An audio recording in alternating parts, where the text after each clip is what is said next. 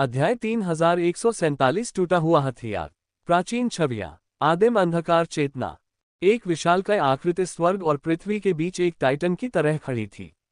इससे एक मोटी काली आभा निकल रही थी। केवल इसकी लाल आंखें ही प्रकाश के स्तंभों की तरह आकाश को चीरती हुई सीधे ब्रह्मांड में जा रही थी। इसे सीधे देखना असंभव था। गर्जन। एक क्रोधित दहाड़ सुनाई दी। उस विशाल काले प्रेत ने एक शक्तिशाली आभा छोड़ी जिसने पूरे आकाश को भर दिया। इस आभा के दबाव में ब्रह्मांड के सभी तारामंडल एक एक करके फट गए। आकाशगंगा टूट गई और अनगिनत खगोलीय पिंड धूल में बदल गए। ये प्रलय जैसा था। इस उपस्थिति की व्यापक शक्ति के प्रभाव में सब कुछ समाप्त हो गया। ऐसा लग रहा था कि दुनिया अंधकार में डूब गई है। युद्ध के मैदान में टूटे हुए अंग, हड्डियां और हथियार सब चूर चूर हो गए। केवल कुछ भाग्यशाली लोग ही बचे थे। जमीन में गहरे गड़े एक गहरे लाल रंग का टूटा हुआ हथियार पड़ा था। उससे हल्की सी चमक निकल रही थी। उसने भयावह उपस्थिति को देखा और ऐसा लगा जैसे उसने उस क्षण को रिकॉर्ड कर लिया हो। उसके बाद कई सालों तक पूरा युद्ध क्षेत्र एक दबंग आभा से भरा रहा। ऐसा लग रहा था कि यह अंधकार में इच्छाशक्ति से घिरा हुआ है और खत्म नहीं हो सकता। जहां तक टूटे हुए हथियारों की बात है, वे धीरे धीरे डार्क फोर्स के प्रभाव में आकर दूषित हो गए, जिससे वे और भी अधिक जादुई हो गए। छवि अचानक रुक गई। वांग टेंग ने गहरी सांस ली और उसकी आंखें धीरे धीरे फिर से केंद्रित हो गईं। वह अचंभित था। यह क्या है? यह इतना भयानक आभा कैसे छोड़ सकता है? उसने गहरी सांस ली और उसे यह अविश्वसनीय लगा। इस भयावह उपस्थिति ने उसे एक डरावने काले भूत की याद दिला दी। हे तियान। जी हाँ, ये हे तियान नामक वह अंधकार में प्रेत ही था जिसने सेकेंडरी करियर एलायंस के मुख्यालय के नीचे की सील तोड़ी थी।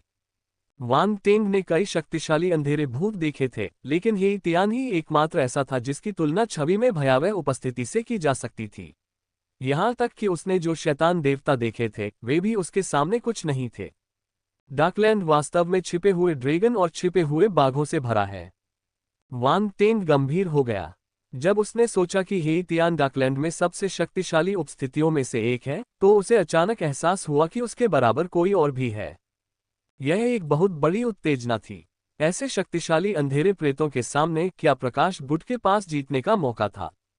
किसी कारण से यह विचार वांग टेंग के मन में आया। वह थोड़ा उदास महसूस कर रहा था। वह हमेशा आत्मविश्वासी रहा था। हालांकि जैसे जैसे वह मजबूत होता गया और उच्च स्तरों के संपर्क में आया, उसे एहसास हुआ कि यह दुनिया उसकी कल्पना से कहीं अधिक भयानक थी। वह जितना अधिक शक्तिशाली होता गया, उतना ही अधिक सम्मानीय होता गया। सांस। उसने गहरी सांस ली और उसे धीरे धीरे छोड़कर शांत हो गया। डरने की कोई बात नहीं है। प्रकाश बुट में भी शक्तिशाली उपस्थिति होनी चाहिए। वे अभी तक प्रकट नहीं हुए हैं। वांग टेंग की निगाहें चमक उठीं। उसका दिल धीरे धीरे दृढ़ होता गया। कुछ भी असंभव नहीं था। रास्ते में उसे कई कठिनाइयों का सामना करना पड़ा था। वह किसी प्राचीन दृश्य से क्यों भयभीत होगा? आदिकालीन अंधकार चेतना 3500/10,000 प्रथम श्रेणी। वांग टेंग ने विशेषताओं वाले बोर्ड पर नजर डाली और फिर से खुश हो गया। तो क्या हुआ अगर यह आदमी डार्कलैंड का एक प्राचीन दुर्जय योद्धा था? उसे फिर भी उस आदमी से विशेषताएं मिलेंगी। ये प्राचीन अंधकार में प्रेत निस्संदेह अत्यंत शक्तिशाली था। इसकी आभा सामान्य अंधकार में प्रेत की आभा से कहीं अधिक शक्तिशाली थी। वांग टेंग के दृष्टिकोण से इच्छा की यह शक्ति उनकी आदिम चेतना और अडिग लीटिंग युद्ध चेतना के बराबर थी। ये सिर्फ एक अंधकार में चेतना नहीं थी, इसमें एक प्राचीन चेतना भी थी। ये वांग टेंग की आदिम चेतना के समान थी। जब उसने अपने सामने टूटे हुए हथियार को देखा तो उसकी नज़र तीव्र हो गई। वह वहां से जाना नहीं चाहता था, इसलिए उसने कुछ देर और इंतजार किया और उससे 3 बार विशेषता बुलबुले बनाए। उसने तब तक हार नहीं मानी जब तक कि कोई विशेषता बुलबुले नहीं गिर गए। कितनी अफसोस की बात है। वांग टेंग ने अपना सिर हिलाया और फिर से विशेषता बोर्ड पर नजर डाली। आदिकालीन अंधकार चेतना 6500/10,000 प्रथम श्रेणी। इस समय उसकी आदिम अंधकार चेतना 6500 अंक तक पहुंच चुकी थी। वह जल्द ही दूसरे स्थान पर पहुंच जाएगा। इस आदिम अंधकार चेतना के साथ मैं इसका उपयोग प्रतिशोध के लिए कर सकता हूं जब मैं एक अंधेरे प्रेत की आभा का सामना करता हूं। वांग टेंग ने अपनी थोड़ी को छुआ और मन ही मन आश्चर्य करने लगा। अतीत में जब वह अंधेरे प्रेतों की आभा का सामना कर रहा था, तो वह केवल निष्क्रिय रूप से बचाव कर सकता था और जवाबी कार्रवाई नहीं कर सकता था। ये निराशाजनक था। अब इस आदिम अंधकार चेतना के साथ आइए देखें कि कौन अपनी आभा से उसे दबा सकता है। लेकिन इच्छाशक्ति अभी भी बहुत कमजोर थी। उसे कम से कम तीसरे या चौथे नंबर पर तो होना ही था, नहीं तो वह बेकार हो जाएगी। चलो देखते हैं कि क्या कोई अन्य हथियार हैं जो इस आदिम अंधेरे चेतना विशेषता को गिरा सकते हैं। रक्त देवता क्लोन ने अपने चारों ओर देखा, अन्य प्राचीन हथियारों की तलाश में। दुर्भाग्यवश लंबे समय तक खोज करने के बाद भी वह इस आदिकालीन अंधकार चेतना वाला कोई अन्य हथियार नहीं खोज सका। वांग टेंग ने बेकाबू होकर आह भरी। वह जानता था कि ऐसे हथियार जो आदिम चेतना को पीछे छोड़ सकते हैं अत्यंत दुर्लभ हैं, लेकिन फिर भी वह निराश था। कोई बात नहीं, मैं बहुत लालची था। वांग टेंग ने अपना सिर हिलाया। गुण बुलबुले व्यक्ति के भाग्य पर निर्भर करते हैं। इसी प्रकार का ज्ञान प्राप्त करना एक वरदान है। उसे बहुत अधिक नहीं मांगना चाहिए। हालांकि अभी तक वह केवल प्रथम श्रेणी ही प्राप्त कर पाया था, परंतु उन लोगों की तुलना में जो प्रथम श्रेणी प्राप्त नहीं कर पाए थे, अंतर आकाश और पृथ्वी जैसा था। हर कोई इस प्राचीन चेतना को समझ नहीं सकता। वह पहले से ही भाग्यशाली था। अल्पविराम। दूसरी तरफ रक्त देवता क्लोन के चले जाने के बाद जागना टूटे हुए हथियार के सामने प्रकट हुई और उसकी थोड़ी को छुआ। ये रक्तपुत्र इस हथियार की इच्छा शक्ति को समझता हुआ प्रतीत होता है। मुझे आश्चर्य है कि आखिर में उसे कुछ मिला या नहीं। अतीत में यहाँ की आदिम अंधकार चेतना ने कई प्रतिभाओं को आकर्षित किया था, लेकिन कोई भी इसे समझ नहीं पाया। मुझे उत्सुकता है कि क्या वह ऐसा कर सकता है। रक्त देवता क्लोन इधर उधर टहलता रहा। हालांकि उसे कोई भी टूटा हुआ हथियार नहीं मिला जिसमें आदिम चेतना हो, लेकिन उसे एहसास हुआ कि यहाँ के सभी खजाने खास थे। उनमें अंधकार में विशेषताएं थीं और वे प्रकाश गुट के खजानों से पूरी तरह अलग थे। लेकिन उसे किसी भी खजाने में कोई दिलचस्पी नहीं थी। जब उसने एक खजाना देखा तो वह रुक गया। उसके रक्तदेव का शरीर अनियंत्रित रूप से कंपन करने लगा। उसके शरीर का रक्त बेचैन होने लगा। क्या चल रहा है? रक्त देवता क्लोन दंग रह गया। उसने आश्चर्य से प्रदर्शन पर रखे खजानों को देखा। वह हैरान था। क्या इसका कारण ये हो सकता है? लेकिन यह क्या है? शराब की बोतल या पानी की बोतल? उसने अपने सामने पड़े खजाने को देखा और गहरी सोच में डूब गया। ये शराब का जार, चलो इसे अभी शराब का जार ही कहते हैं। यह अभी भी पिशाच विशेषताओं से भरा हुआ था। ये गहरे लाल रंग का था और बर्तन का शरीर बहुत ऊंचा था। कुर्सी कम से कम 1/3 ऊंचाई की थी। ये थोड़ा अजीब लग रहा था। बर्तन के शरीर पर तरह तरह के पैटर्न उकेरे गए थे। इससे एक अजीब और प्राचीन आभा पैदा हो रही थी। हालांकि वांग टेंग ने इन पैटर्न की तारीफ करने की हिम्मत नहीं की। वे सभी चमगादड़, कौवे, खूनी सांप और अन्य जीवित प्राणी थे। उनकी खूनी लाल और ठंडी आंखें हर किसी को घूर रही थी जो उन्हें देख रहा था। वे अभद्र लग रहे थे।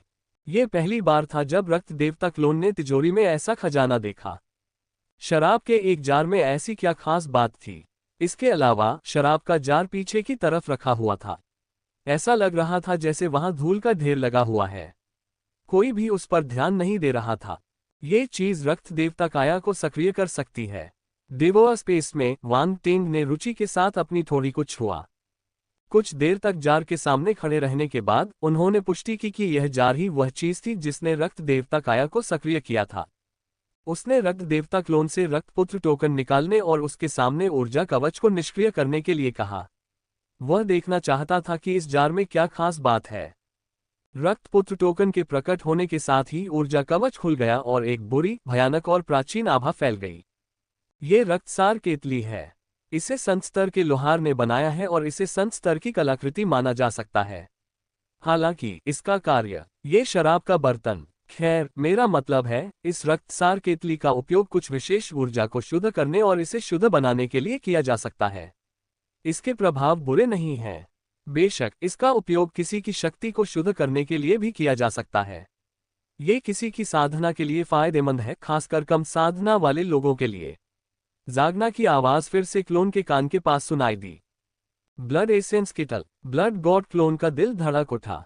किसी कारण से उसे लगा कि जागना की आवाज थोड़ी अजीब थी। क्या यह एक भ्रम था या फिर रक्तसार केतली के बारे में कुछ अजीब बात थी? उसने सोचा नहीं था कि अगर ब्लड एसेंस किटल इतना अच्छा था तो उसे यहां छोड़ दिया जाएगा। बाकी लोग बेवकूफ नहीं थे। ऊर्जा को शुद्ध करने के लिए कीमत चुकानी पड़ती है ना? रक्तदेव क्लोन ने कुछ सोचा और शांति से पूछा। जागना एक पल के लिए स्तब्ध रह गया, फिर उसने आवाज संचारण का उपयोग जारी रखा। उसकी आवाज में आश्चर्य की झलक थी जब उसने कहा, जैसा कि रक्तपुत्र से उम्मीद थी। आप एक नज़र में समस्या देख सकते हैं। हालांकि ब्लड एसेंस कीटल ऊर्जा को शुद्ध कर सकता है, लेकिन इसकी खपत कम नहीं है। ओह, मुझे विस्तार से बताओ, रक्त देवता क्लोन ने शांति से उत्तर दिया। मैं तुम्हें एक उदाहरण देता हूँ। जागना ने आगे बोलने से पहले एक पल के लिए सोचा। उदाहरण के लिए, यदि आप रक्तसार केतली में ऊर्जा की 10 धाराएं डालते हैं, तो उनमें से 5 बह जाएंगी और शेष 5 शुद्ध हो जाएंगी और तुम्हारे द्वारा अवशोषित कर ली जाएंगी। इसके अलावा आपको इस बात की कीमत चुकानी होगी कि आप कितनी ऊर्जा शुद्ध करना चाहते हैं। रक्तसार केतली को पोषण की आवश्यकता है। रक्त देवता क्लोन जानता था कि रक्तसार केतली के बारे में कुछ अजीब था, लेकिन फिर भी वह जागना की व्याख्या सुनने के बाद कोसने से खुद को रोक नहीं सका।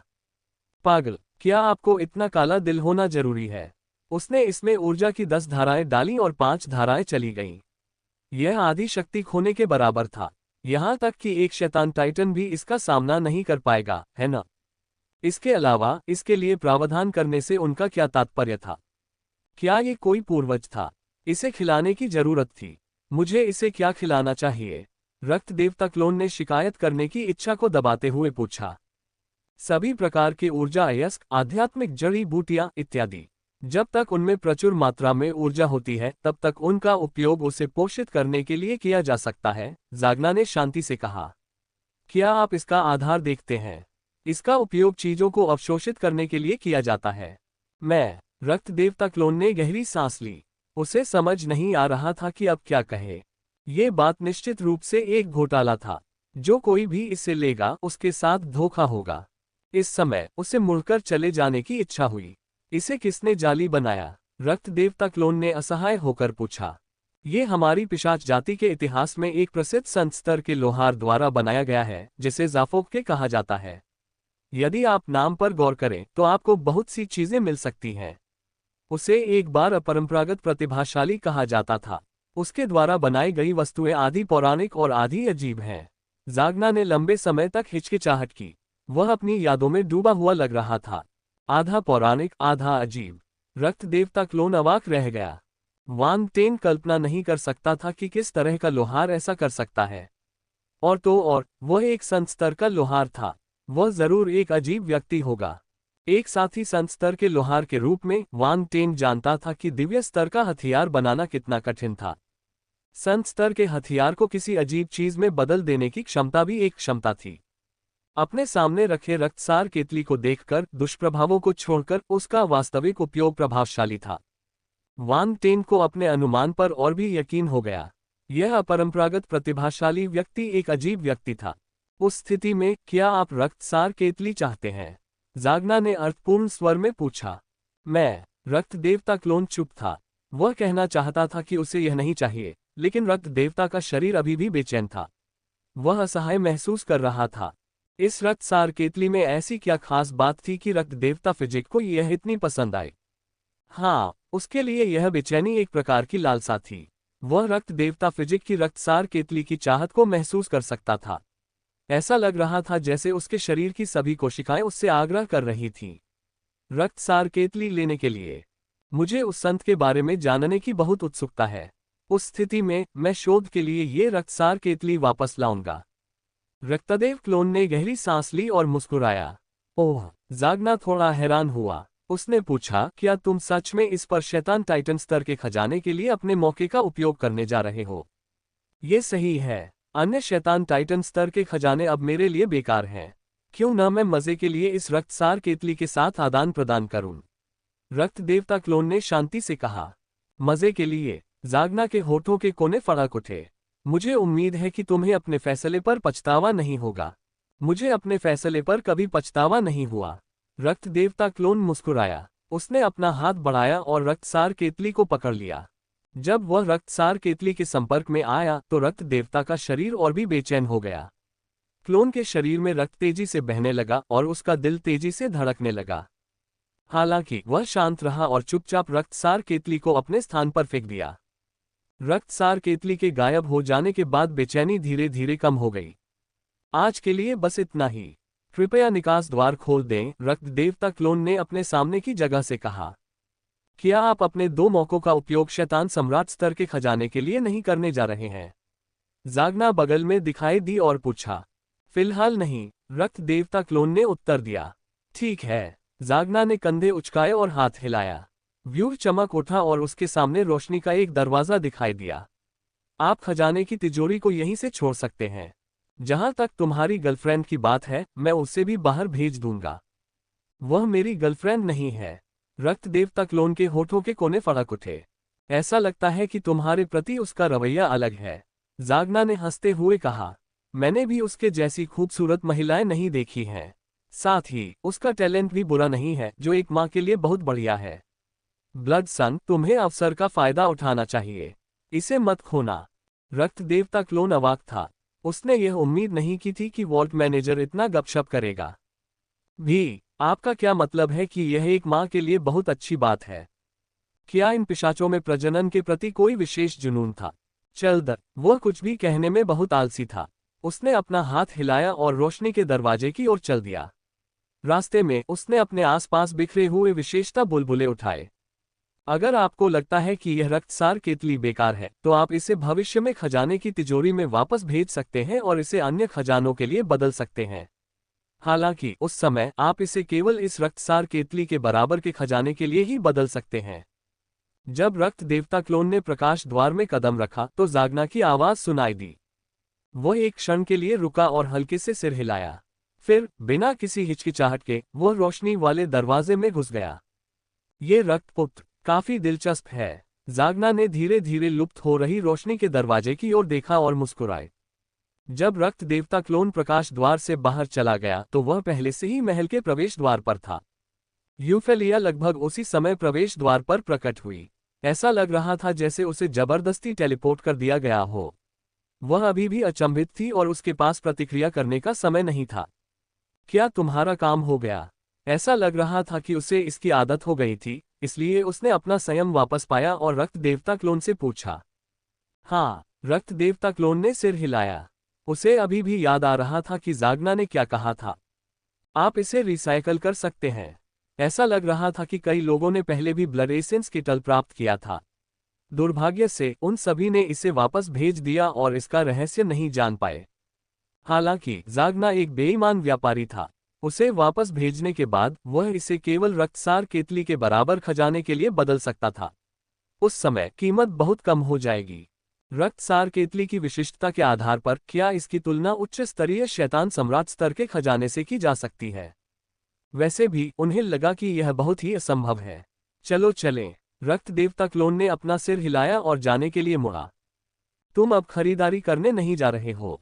यूफेलिया ने उससे यह नहीं पूछा कि उसने दूसरी मंजिल पर क्या चुना। वह बस उसके पास चली गई। आज के लिए बस इतना ही। रक्त देवता क्लोन ने उसकी ओर देखा और मुस्कुराया। धन्यवाद। आपका स्वागत है। यूफेलिया मुस्कुराए। वह अच्छे मूड में लग रही थी। उसकी मुस्कान अनोखी थी। जब भी वह मुस्कुराती तो वह एक मोहक भाव छोड़ती। आपको अमर रक्त सागर में प्रवेश करने के लिए तैयार रहना चाहिए। मैं वहां जा चुकी हूं। अगर आपको कुछ भी जानना है तो आप मुझसे सीधे पूछ सकते हैं। रक्त देवता क्लोन ने सिर हिलाया। यह मेरा संपर्क नंबर है। इसे नोट कर लीजिए। यूफेलिया ने अपना हाथ उठाया और अपनी कलाई पर कुछ बार थपथपाया। रक्त देवता क्लोन स्तब्ध रह गया। उसकी निगाहें झपकने लगीं। उसकी कलाई पर एक बुद्धिमान कलाई घड़ी थी। उसके नियंत्रण में एक संचार नंबर प्रकट हुआ। ये प्रकाश गुट का एक प्रौद्योगिकी उत्पाद है। कई अंधेरे प्रेत भी इसका उपयोग कर रहे हैं, खासकर कुलीन लोग। इसके बारे में बोलते हुए, ये प्रौद्योगिकी उत्पाद काफी सुविधाजनक है। यूफेलिया ने सोचा कि उसने इसे नहीं देखा था क्योंकि वह निचले क्षेत्र से था। आखिरकार निचले क्षेत्र में इस्तेमाल की जाने वाली अधिकांश तकनीक बेहद पुरानी थी। ओह ठीक है, शायद आपके पास यह नहीं है। यहाँ मेरे पास एक अतिरिक्त है। मैं आपको एक दे दूंगा। अचानक उसने प्रतिक्रिया की। उसकी बाईं कलाई पर पहना हुआ कंगन थोड़ा चमका और उसने अपनी जगह से एक और कलाई घड़ी निकाली। उसने उसे क्लोन के हाथ में थमा दिया। यह रक्त देवता क्लोन का चेहरा अजीब हो गया। उसे लगा कि कुछ गड़बड़ है। ये तुम्हारे लिए है। तुम्हारा स्वागत है। यूफेलिया ने हाथ हिलाया। उद्धरण चिन्ह ... इस कलाई घड़ी के लिए आपको धन्यवाद देने की कोई जरूरत नहीं है। रक्त देवता क्लोन को समझ नहीं आया कि क्या कहे। हालांकि जब उसने उसके चेहरे पर अहंकारी भाव देखा तो उसने कुछ नहीं कहा। वह बस उसे गौर से देखता रहा। डाकलैंड में ये कलाई घड़ी एक दुर्लभ वस्तु थी। इसके अलावा कलाई घड़ी की सामग्री और उस पर उकेरे गए रूनों के आधार पर यह कम से कम ग्रैंडमास्टर स्तर की वस्तु थी। ये बहुत मूल्यवान थी। फिर भी यूफेलिया ने बिना किसी हिचकिचाहट के उसे वह दे दिया। वह बहुत उदार थी। जैसी कि उम्मीद थी, ब्लड मून फोर्ट से वापस आने के बाद से ही उसके साथ कुछ गड़बड़ थी। वांग टिंग, उसकी नज़र तुम पर है। राउंड बॉल डेवोर स्पेस में प्रकट हुई और उसे चिढ़ाने लगी। वांग टिंग ने शांति से उत्तर दिया, मेरे और अंधेरे प्रेत के बीच कोई संबंध नहीं है। ये ठीक है। अंधेरे प्रेतों पर विजय प्राप्त करो और मानव जाति को गौरव दिलाओ, राउंड बॉल ने बेपरवाही से कहा। वांग टिंग, वह राउंड बॉल की चिढ़ाने की परवाह नहीं करता था और इस बारे में परवाह करने में बहुत आलसी था। यह आदमी हमेशा शो देखना पसंद करता था। यूफेलिया के खाते से बाहर निकलने के बाद रक्त देवता क्लोन उससे अलग हो गया और रक्तपुत्र महल में वापस चला गया। फिर वह खेती के कमरे में घुस गया और दरवाजा कसकर बंद कर दिया। उसने रक्त कठपुतली को दरवाजे की रखवाली करने को कहा। उसके आदेश के बिना कोई भी अंदर नहीं जा सकता था। दरअसल साधना कक्ष में रून सरणियां खुदी हुई थीं। वांग टिंग ने सरणियों को सक्रिय करने के लिए रक्तपुत्र टोकन का उपयोग किया, इसलिए रक्त कठपुतलियां भी प्रवेश नहीं कर सकीं। खेती के कमरे में वांग टिंग ने अपनी कलाई घड़ी को देखा और कहा, लाइट वर्ल्ड आभासी ब्रह्मांड का उपयोग करता है। राउंड बॉल, आपको क्या लगता है कि डाकलैंड क्या उपयोग करता है? राउंड बॉल ने गंभीर भाव से अपनी ठोड़ी को छुआ। उसने गहरी सोच में कहा, डाकलैंड ने बहुत सारी सभ्यताओं को लूटा है। कोई नहीं जानता कि उन्होंने क्या हासिल किया। हालांकि चूंकि वे कलाई घड़ी का उपयोग कर सकते हैं, इसलिए उनके पास वर्चुअल इंटेलिजेंस तकनीक भी होनी चाहिए। वांग टिंग ने सिर हिलाया और पूछा, क्या आप डाकलैंड की आभासी दुनिया में प्रवेश कर सकते हैं? जब तक आभासी दुनिया से जुड़ने का कोई तरीका है, मैं उसमें प्रवेश कर सकता हूं। राउंड बॉल ने अपनी छोटी गर्दन उठाई। मुझे नीची नजर से मत देखो। मैं अब स्वर्ग लोक का बुद्धिमान जीवन रूप हूं। हाँ हाँ हाँ, प्रिय स्वर्ग लोक बुद्धिमान जीवन रूप। वांग टिंग ने अपनी आंखें घुमाए और सिर हिलाया। मैं अब प्रवेश द्वार खोलूंगा। कृपया अंदर जाएं और देखें। बेशक बेशक। राउंड बॉल को उसकी चापलूसी से ताजगी महसूस हुई। वह मुस्कुराया और तुरंत सहमत हो गया। वांग टिंग ने हंसते हुए अपना सिर हिलाया। इस बंदे को मनाना आसान था। उसने तुरंत अपनी कलाई घड़ी पहनी और अंदर वर्चुअल नेटवर्क चालू कर दिया।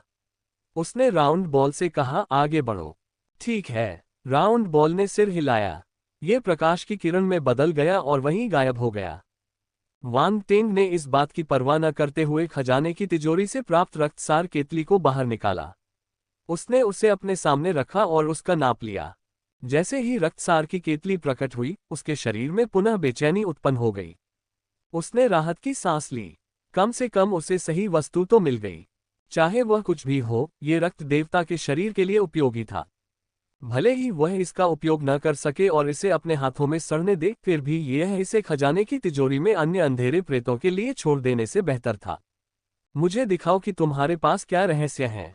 वांग टिंग ने अपनी असली आंख को सक्रिय किया। उसकी आंखों में बैंगनी सुनहरी रोशनी चमक उठी और उसके सामने की दुनिया बदल गई। उसकी नजर रक्तसार केतली पर पड़ी। उसने उसे सिर से पैर तक इंच इंच करके देखा। अब जबकि उसकी असली आंख शाश्वत स्तर पर पहुंच गई थी, वह शैतान टाइटन खजाने के आर पार देख सकता था। इन आंखों के सामने रक्तसार केतली की आंतरिक संरचना उसके सामने प्रस्तुत की गई। वह उस पर उकेरे गए रूनों और यहां तक कि उसे बनाने के लिए इस्तेमाल की गई सामग्रियों का भी विश्लेषण कर सकता था। उसने उसे सिर से पैर तक देखा, लेकिन उसे कुछ खास नहीं दिखा। सब कुछ सामान्य लग रहा था। वांग टिंग ने भौहें सिकोड़ी। उसने अपने सामने रखी रक्तसार केतली को उत्सुकता से देखा। ब्लड एसेंस किटल को ब्लड एसेंस स्टोन नामक अयस्क से बनाया गया है। इसे कुछ अन्य अयस्कों से बनाया गया है जो ऊर्जा को अवशोषित कर सकते हैं। सब कुछ सामान्य दिखता है। हालांकि यहाँ रून थोड़े अजीब लग रहे हैं। मुझे लगता है कि वे समग्र रून से मेल नहीं खाते। वे निरर्थक हैं। उसने कुछ बार आगे पीछे देखा, अंततः उसे बर्तन के तल और मुख्य भाग के मिलन बिंदु पर कुछ दिखाई दिया। रुको। वांग टिंग की आंखें चौड़ी हो गईं। उसने अपनी असली आंख को पूरी तरह सक्रिय कर दिया और उसकी आंखों में बैंगनी सुनहरी चमक और भी गहरी हो गई। इससे प्रकाश की दो किरणें निकली जो हर चीज को भेदने में सक्षम लग रही थीं। धमाका। उसके हृदय में एक रहस्यमय अनुभूति उमड़ पड़ी। उसके सामने रखी रक्तसार केतली के बाहरी वस्त्र की एक परत उतर गई थी, जिससे उसका सबसे गहरा रहस्य उजागर हो रहा था। हालांकि बर्तन के शरीर में कोई खराबी नहीं थी, उसे रक्तसार केतली के तले ने आश्चर्यचकित कर दिया। यहाँ तक कि शाश्वत अवस्था वाली वास्तविक आंख से भी वह नीचे से नहीं देख सकता था। वह केवल लाल रंग की रोशनी का एक गोला देख सकता था जो चकाचौंध कर देने वाली चमक दे रहा था। धमाका। उसी समय रक्त देवता का शरीर जोर जोर से कंपन करने लगा। वह और भी बेचैन होता जा रहा था। उसके शरीर का खून उबलता हुआ लग रहा था। ये है। वान टेंग आश्चर्यचकित था। वह लाल रंग की रोशनी की गेंद को ध्यान से देखता रहा। अभी तक उसने इस पर ध्यान नहीं दिया था। नहीं, रून। सतह पर मौजूद रूनों ने किसी तरह का प्रतिबंध बनाया होगा। अगर उसने अपनी असली आंख को अधिकतम तक सक्रिय नहीं किया होता, तो वह अंदर के रहस्य की खोज नहीं कर पाता। ये रहस्य सचमुच बहुत अच्छी तरह छुपा हुआ था। ऐसा लगता है कि यह लाल रंग की रोशनी की गेंद ही वह कारण है जिसकी वजह से रक्त देवता काया बेचैन है। वांग टेंग ने उसकी ठुड्डी को छुआ। उसे दिलचस्पी हो रही थी। उसने इसे इतनी अच्छी तरह से छिपाया है। यह अच्छी चीज होगी। रक्तदेव काया को सक्रिय करने में सक्षम होना उसके लिए एक महान अवसर था। हालांकि अगर वह जानना चाहता था कि अंदर क्या है, तो उसे कुर्सी को हटाना पड़ा और धातु की बाहरी परत को हटाना पड़ा। यह थोड़ा मुश्किल था, चूंकि दूसरे पक्ष ने अंदर की चीजों को इतनी गहराई से छिपाया है, इसलिए सतह पर सुरक्षा कड़ी होनी चाहिए। अगर उसने इसे लापरवाही से हटाया तो वह अंदर की चीजों को नुकसान पहुंचा सकता है। इसके अलावा रून प्रतिबंध भी थे। अगर उसने गलती से कुछ रून नष्ट कर दिए और चेन रिएक्शन शुरू हो गया, तो इससे विस्फोट हो सकता था। वांग टेंग ने अपना माथा रगड़ा। उसे लगा कि उसके सिर में दर्द हो रहा है। ध्यान रहे, यह एक शैतान टाइटन स्तर का खजाना था जो एक दिव्य हथियार था। इसे नष्ट करना इतना आसान नहीं होगा। लेकिन वांग टेंग के लिए यह कोई समस्या नहीं थी। रक्त देवता क्लोन ने क्रॉस लेग करके बैठकर खेती के कमरे से बाहर निकल गया। उसने बाहर पहरा दे रहे रक्त कठपुतलियों से पूछा, क्या रक्त नगर में फौजिन के लिए कोई जगह है? हाँ, रक्त कठपुतली का जवाब सरल और सीधा था। ये बस थोड़ा कठोर था। मुझे वहां ले आओ। रक्त देवता क्लोन को लगा कि उसका सिर दुख रहा है। उसने रक्त कठपुतली के आदर्श आकार और रूप को देखा और अपने दिल में आह भरी। कोई बात नहीं, वह देखने में अच्छी थी। बाकी सब महत्वपूर्ण नहीं था। रक्त कठपुतली ने तुरंत रक्तपुत्र महल को रक्त देवता क्लोन के साथ छोड़ दिया और एक रक्त पक्षी में बदल गया। ये रक्त देवता क्लोन को ले गया और एक निश्चित दिशा में उड़ गया। ये दिशा ज्यादा एकांत थी। ये रक्त नगर के पश्चिम में स्थित थी। इसके आसपास इमारतें कम होती जा रही थीं। अंत में ये खाली हो गई। जमीन पर गहरे लाल रंग की दरारें दिखाई देने लगीं और जमीन से चिलचिलाती गर्मी फैलने लगी। ये जगह। रक्त देवता क्लोन की आंखें चमक उठीं। उसे ये थोड़ा अजीब लगा। वह पहले से ही चिलचिलाती आग की ताकत को महसूस कर सकता था। ये स्मिथरी स्टूडियो होना चाहिए। हालांकि उसने उम्मीद नहीं की थी कि ब्लड सिटी का स्मिथरी स्टूडियो ऐसी जगह पर होगा। कुछ दूर तक उड़ने के बाद जमीन पर गहरे लाल रंग की दरारें और बड़ी होती गईं। धीरे धीरे वे खाई में बदल गईं, जिनसे चिलचिलाती गर्मी निकल रही थी। उनके आसपास की जगह विकृत होने लगी। इसका कारण उच्च तापमान था। इस समय रक्त कठपुतली नीचे झपट्टा मारकर आयामी दरार में जा गिरी। रक्त देवता क्लोन शांत रहा। उसने अपने हाथ अपनी पीठ के पीछे रखे और पलकें झपकाईं। उच्च तापमान का उस पर कोई असर नहीं हुआ। यहां तक कि उसके रक्त लाल बाल भी हिल नहीं पा रहे थे। रक्त कठपुतली एक मंच पर उतरी।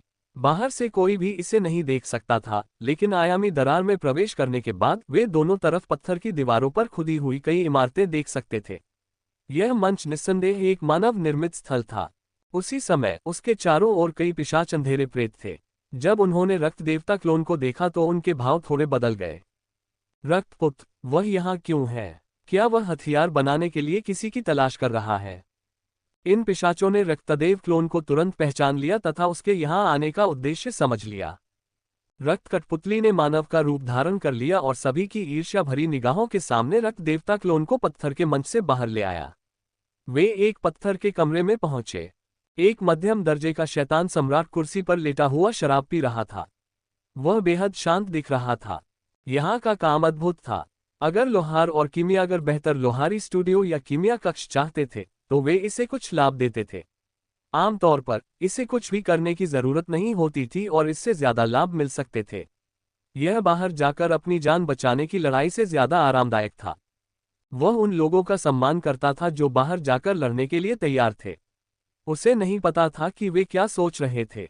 ये बहुत खतरनाक था। अगर वह सावधान नहीं रहा तो शायद वह वापस नहीं आ पाएगा। इसका क्या मतलब था? इसी समय उसे कदमों की आहट सुनाई दी। कोई अंदर आ रहा था। कौन है भाई? वह धीरे से अपना सिर ऊपर उठाया, थोड़ा अहंकारी लग रहा था। लेकिन जब उसने खून से लाल मुखौटा पहने हुए उस व्यक्ति को देखा तो वह कांप उठा। उसका चेहरा पूरी तरह बदल गया और वह जल्दी से अपनी कुर्सी से उठकर उस व्यक्ति का स्वागत करने लगा।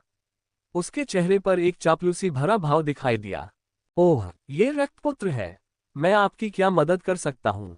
उसने अपनी पीठ झुकाए और सावधानी से पूछा। यहाँ खबरें बहुत कम आती थीं और उसने कभी इस रक्तपुत्र के कारनामों को व्यक्तिगत रूप से नहीं देखा था। हालांकि उसने उनके बारे में बहुत कुछ सुना था। रक्तपुत्र का प्रकट होना पिशाचों के लिए बहुत बड़ी बात थी। चाहे खबर कितनी भी खराब क्यों न हो, लोग फिर भी खुशी खुशी उस पर चर्चा करेंगे।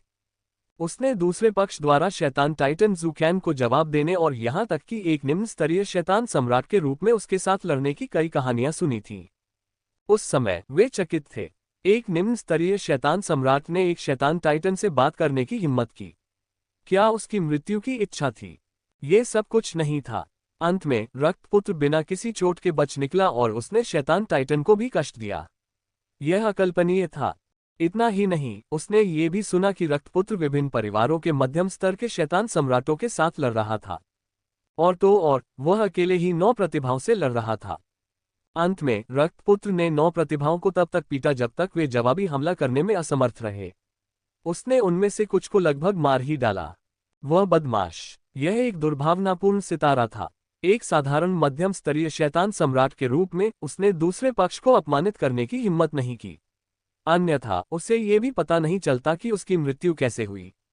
जब उसने इस बारे में सोचा तो वह और भी सतर्क हो गया। जहां तक अन्य कुलों और रक्तपुत्र के बीच की दुश्मनी का सवाल है, उसका उससे कोई लेना देना नहीं था। मुझे एक स्मिथरी स्टूडियो की जरूरत है। रक्त देवता क्लोन को नहीं पता था कि पिशाच अंधेरा प्रेत क्या सोच रहा था। उसे लगा कि उसका सम्मान थोड़ा ज्यादा था, लेकिन उसने ज्यादा नहीं सोचा। ठीक है, ठीक है, मैं इसे आपके लिए सक्रिय कर दूंगा। क्या आपके पास कोई अनुरोध है? पिशाच अंधेरे प्रेत ने सावधानी से पूछा। चुप रहो, मैं नहीं चाहता कि कोई मुझे परेशान करे, रक्त देवता क्लोन ने कहा।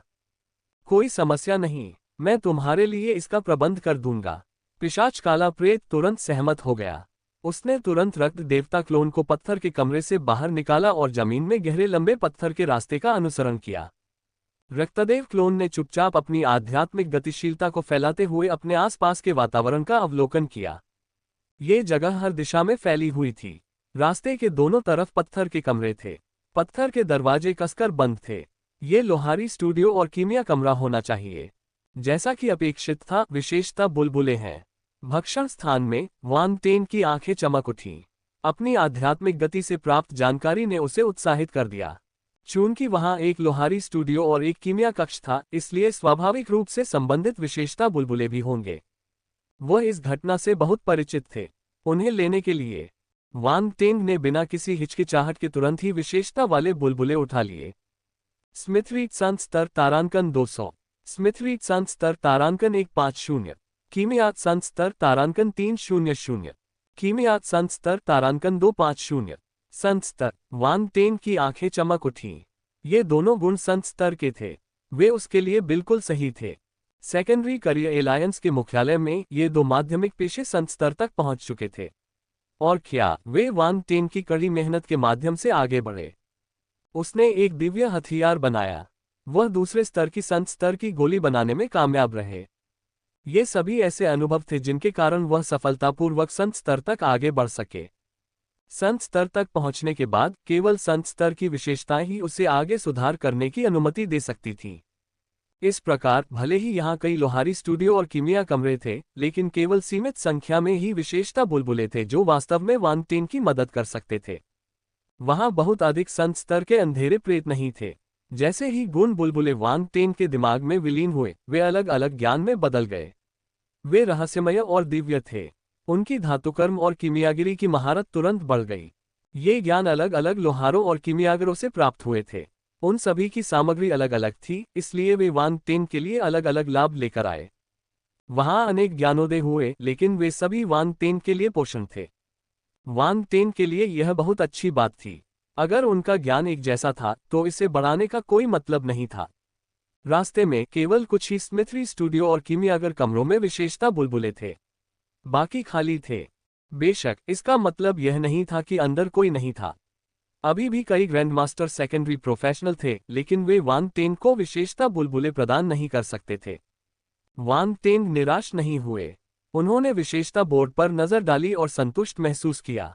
लोहार 2500 बटा 30,000 संस्तर, कीमियागर 3200 बटा 30,000 संस्तर। दोनों गुण बहुत बढ़ गए, जिससे उन्हें लोहारी और कीमियागिरी की गहरी समझ हो गई। ऐसा लग रहा था जैसे वे कई सालों से संत स्तर पर थे। यद्यपि ऐसा प्रतीत होता था कि केवल 2 से 3,000 विशेषता बिंदु ही थे, लेकिन ये विशेषताएं एक संत स्तर के लोहार या कीमियागर के वर्षों के अनुभव का प्रतिनिधित्व करती थीं। वान टेन को फिलहाल इसकी जरूरत नहीं थी, लेकिन उनकी लोहारी कौशल में वृद्धि सही थी। वान टेन को अधिक आत्मविश्वास महसूस हुआ जब उसने रक्तसार केतली को नष्ट कर दिया। उसके होठों के किनारे पर एक मुस्कान उभर आई। रक्तदेव क्लोन ने भी यही किया। रास्ते में आगे चल रहे पिशाच के अंधेरे भूत को नहीं पता था कि वह क्या सोच रहा था। हालांकि वह अपनी आंखों के कोने से पौराणिक रक्तपुत्र को देखता रहा। जब उसने दूसरे पक्ष को एक भयावह मुस्कान देते हुए देखा तो उसका दिल धड़क उठा। उद्धरण चिन्ह प्रश्नवाचक चिन्ह प्रश्नवाचक चिन्ह प्रश्नवाचक चिन्ह उद्धरण चिन्ह।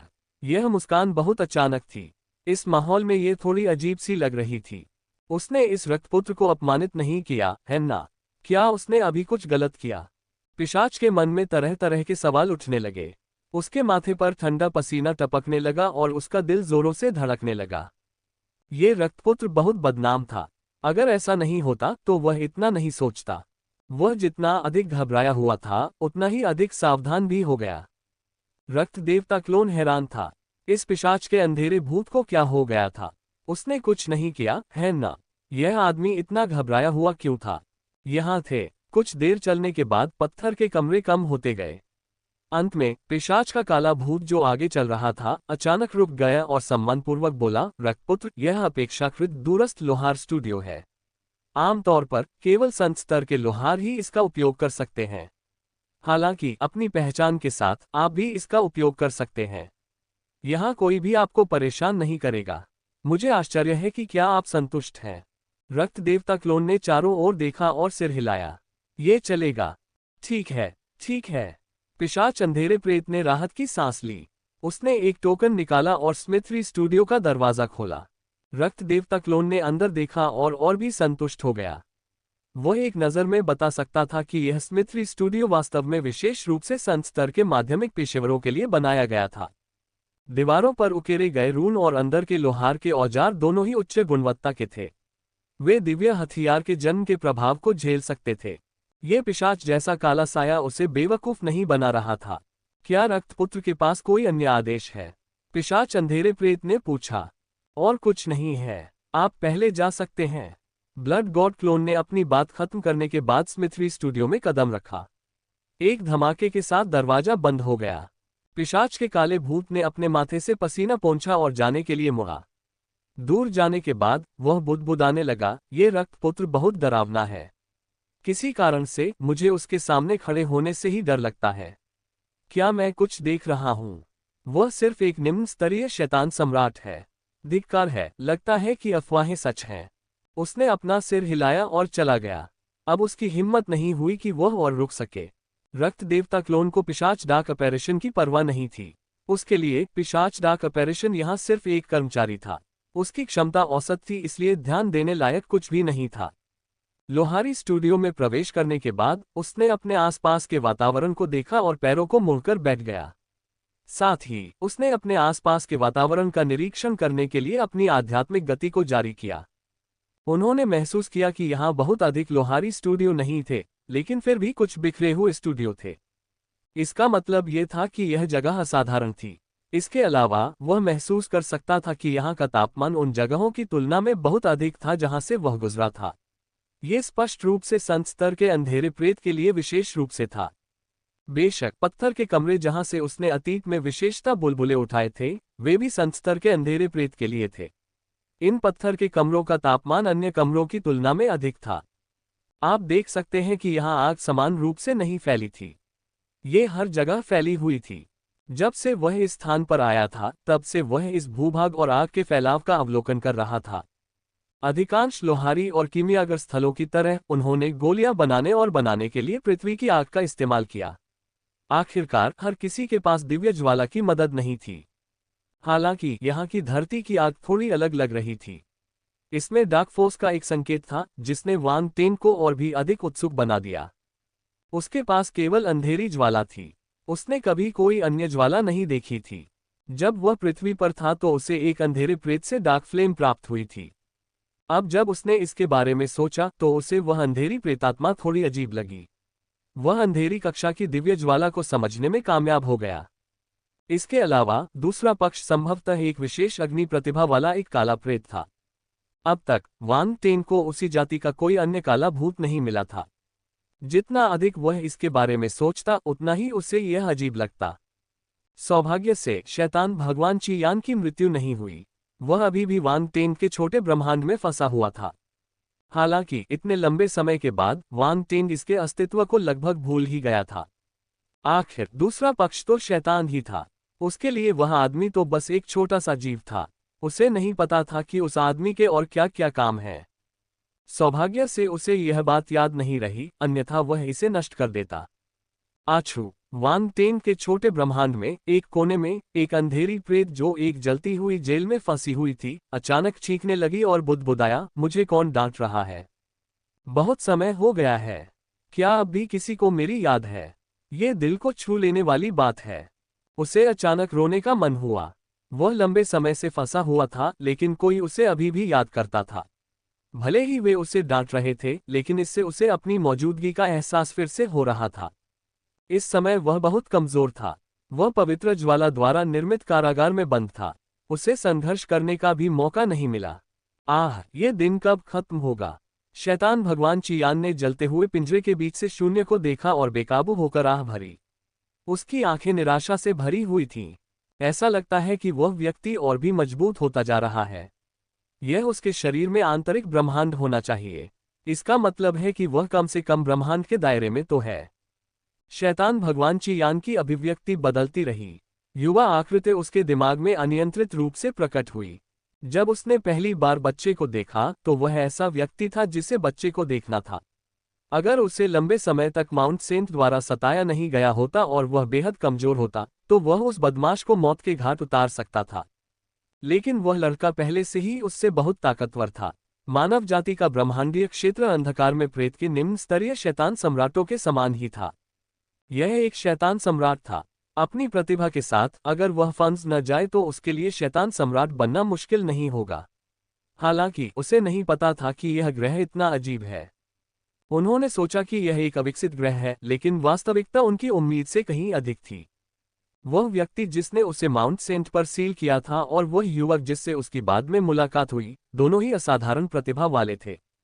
अतीत में उन्हें विश्वास ही नहीं होता था कि इस अविकसित ग्रह पर ऐसा राक्षस प्रकट हो सकता है। लेकिन सच्चाई ये थी कि उन्होंने उस ग्रह को कमाका और इस स्थिति में पहुंच गए। कितना दुखद! ऐसा लगता है कि जब तक वह मर नहीं जाता, मेरे बचने की कोई उम्मीद नहीं है। शैतान भगवान चियान की नजर तेज हो गई। वह एक जहरीले सांप की तरह नीचे लेटा हुआ था।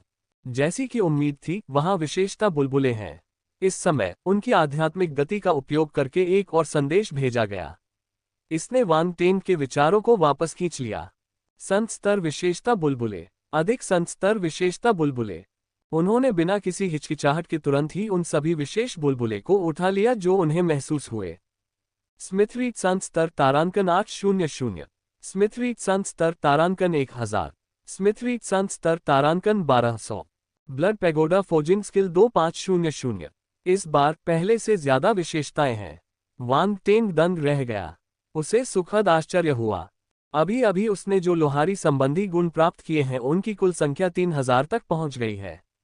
ये संख्या उससे अधिक है जो उसे पहले प्राप्त हुई थी। लोहार 5500 बटा 30,000 संत स्तर। अच्छा, अब मैं रक्तसार केतली को नष्ट करने में अधिक आश्वस्त हूँ। वांग टेन की आंखें चमक उठीं, लेकिन जल्द ही एक अलग ज्ञान की किरण उस पर छा गई। वह आश्चर्यचकित था। हाँ, रक्त शिवालय फोजिंग कौशल, यह एक विशेष लोहारी कौशल है।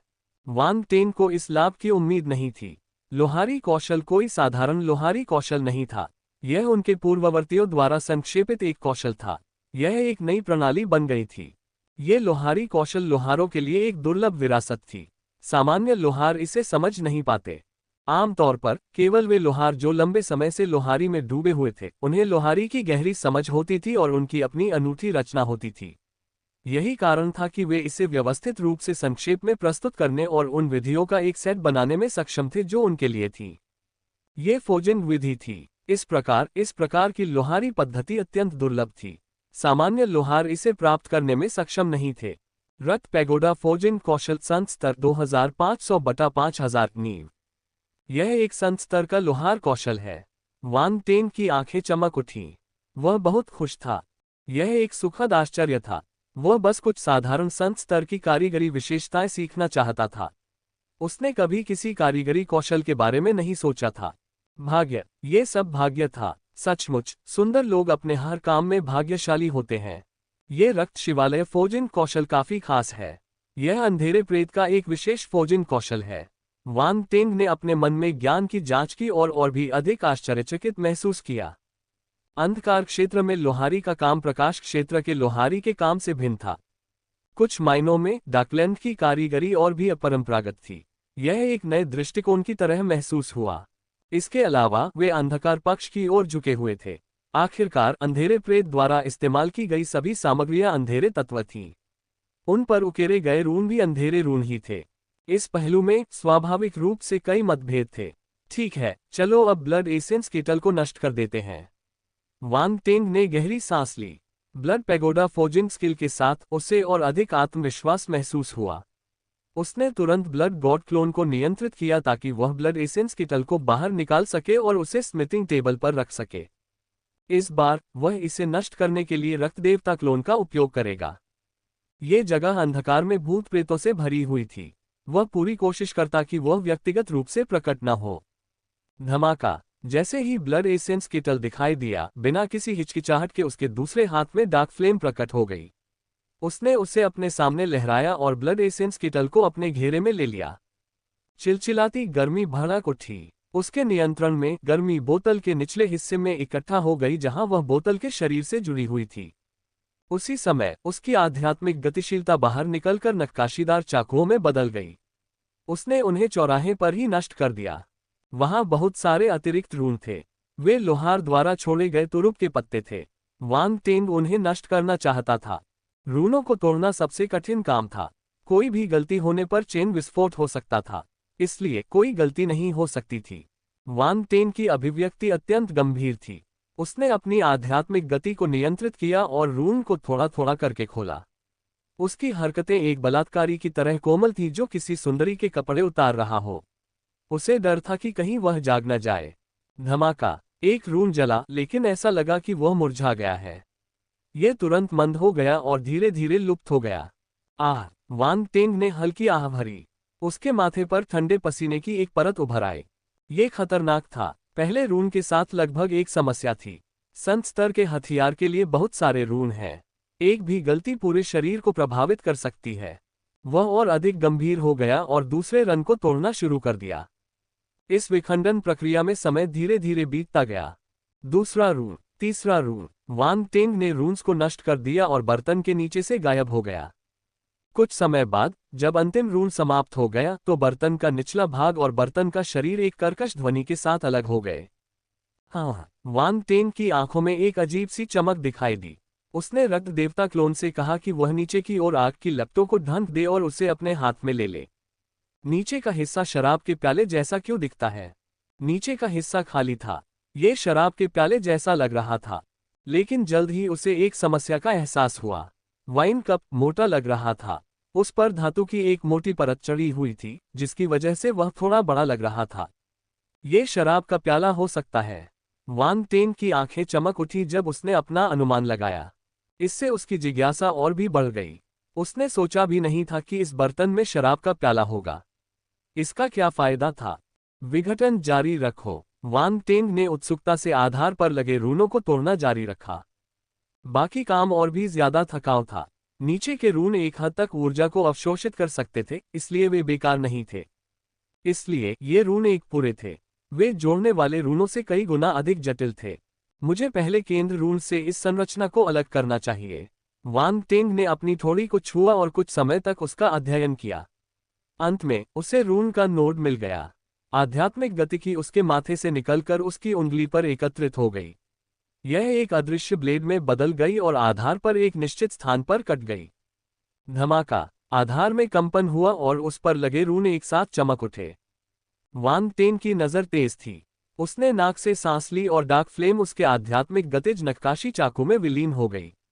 उच्च तापमान विस्फोट हो गया और रून की सुरक्षात्मक चमक के माध्यम से छेद कर दिया। टकराना! एक हल्की सी आवाज सुनाई दी। ऐसा लगा जैसे कुछ टूट गया हो। फिर अदृश्य आध्यात्मिक गतिज नक्काशी चाकू ने एक रून को तोड़ दिया और प्रतिक्रिया करने से पहले ही उसे नष्ट कर दिया। जब तक वह पर्याप्त तेजी से प्रतिक्रिया करता तब तक रन समय पर नहीं फटते। वांग टेंग की आंखों में बैंगनी सुनहरी रोशनी चमक रही थी। उसने अपनी असली आंख को पूरी तरह सक्रिय कर लिया था, इसलिए वह बहुत तेज था। उसने एक एक करके रूनों को खत्म कर दिया। वे डोमिनोज की तरह थे जो रूनों को अंदर से बाहर की ओर तोड़ रहे थे। रून बुझने से पहले लगातार जलते रहते थे। वे खिलते हुए फूलों की तरह थे जो अंधेरे में बुझ गए थे। वे केवल एक पल के लिए ही टिके रहे। कुछ समय बाद वांग टेंग ने आधार पर सभी रूनों को समझ लिया। कोई विस्फोट नहीं हुआ। दरार! जब वांग टेंग का आखिरी ब्लेड जमीन पर उतरा तो उस पर लगे रून पूरी तरह से गायब हो गए थे। एक हल्की सी आवाज सुनाई दी। तब दरारों की आवाजें सुनाई देने लगीं। कुर्सी के निचले हिस्से में दरारें दिखाई देने लगीं। वे ऊपर से शुरू होकर नीचे तक फैल गईं। सफलता! वांग टेंग की आंखें चमक उठीं। उसके हाथ में मौजूद कालीज वाला भड़क उठी और बर्तन के निचले हिस्से को घेर लिया। रूनों के संरक्षण के बिना बर्तन के तल पर स्थित धातु की परत डार्क फ्लेम के उच्च तापमान के कारण नरम पड़ने लगी। वांग टेंग बहुत सावधान था। उसे डर था कि बाहर का उच्च तापमान अंदर की चीजों को नुकसान पहुंचाएगा, लेकिन उसकी चिंता अनावश्यक थी। उसकी वास्तविक दृष्टि से अंदर की चीजों पर कोई प्रभाव नहीं पड़ता था। धीरे धीरे नर्म धातु की परत उतर गई। अंततः अंदर की चीजें सामने आ गईं। धमाका! हालांकि इस समय एक चमकदार सुनहरी लाल चमक भड़क उठी। भाड़ में जाओ! वांग टेंग ने तुरंत अपनी आंखें बंद कर लीं। रोशनी इतनी तेज थी कि वह लगभग अंधा हो गया। यह क्या है? मेरी शाश्वत वास्तविक आंख भी इसका विरोध नहीं कर सकती।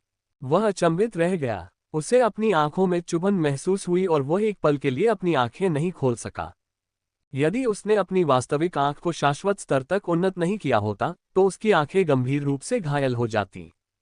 अपनी अनंत शक्ति के बावजूद उसे पूरी तरह से ठीक होने के लिए कुछ समय की आवश्यकता होगी। ये बहुत खतरनाक है। वांग टेंग के मन में अभी भी डर बना हुआ था। हालांकि इससे पहले कि वह संभल पाता, उसका शरीर अचानक फट गया और रक्त देवता का शरीर अपने आप सक्रिय हो गया। उसका दिल जोरों से धड़कने लगा और उसका खून एक विशाल नदी की तरह बहने लगा। क्या चल रहा है? वांग टेंग की अभिव्यक्ति बदल गई। उसने तुरंत रक्त देवता के शरीर को नियंत्रित किया और उसे शांत करने की पूरी कोशिश की।